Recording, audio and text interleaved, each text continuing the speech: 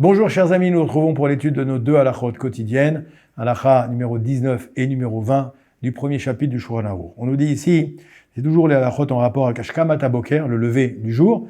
On nous dit ici, Tov me'at tachanunim bekavana, mais arbot belo kavana. Il est préférable de faire peu de supplications avec beaucoup de kavana, que plutôt que beaucoup de supplications, mais avec pas de kavana. Kavana, c'est la concentration, réfléchir un petit peu à ce qu'on dit. Donc il vaut mieux limiter nos demandes, mais les faire avec beaucoup de concentration. Au Minaga Harizal, Aya Shelo Litpalel Bekolram.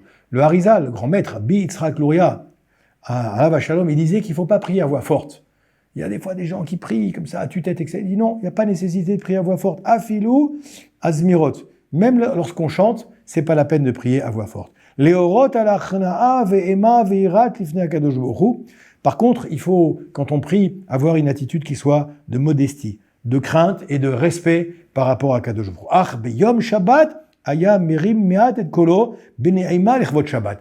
Shabbat, c'est un jour particulier, on a le droit d'élever un petit peu la voix et de prier un petit peu plus fort qu'à l'accoutumée. Pourquoi ? Parce que c'est Shabbat. Veyesh nahagu lomar azmirot ve'kriyat shema ubechotea bekolram ubeklavut kede leorer hakavana. Il y en a qui ont l'habitude, par contre, de mettre beaucoup de force et beaucoup d'énergie lorsqu'ils lisent les zmirot, le Shabbat, et lorsqu'ils font kriyat shema. C'est une manière de voir les choses également. C'est pas forcément la seule unique manière. La deuxième halakha, halakha kaf. Yesh anoagim les itnorea bitfilatam. Il y en a qui ont l'habitude de beaucoup bouger lorsqu'ils font la tfila. Vous allez voir des gens qui bougent dans tous les sens à la synagogue ou au Beth Hamidrash. Kederer shenemar kol atzmotai tomarna Hashem.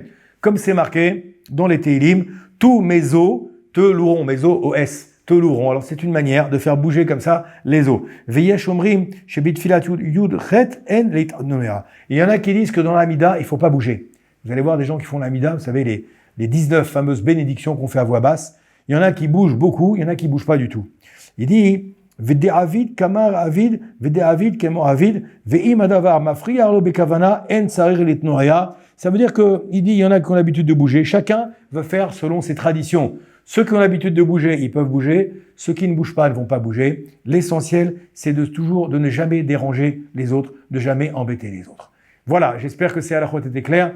Vous avez le téléphone en bas en rappel. Si ça n'a pas été clair ou si ça suscite chez vous des questions ou des approfondissements, n'hésitez pas à me contacter à ce numéro-là. Merci, à très bientôt pour les nouvelles halachot.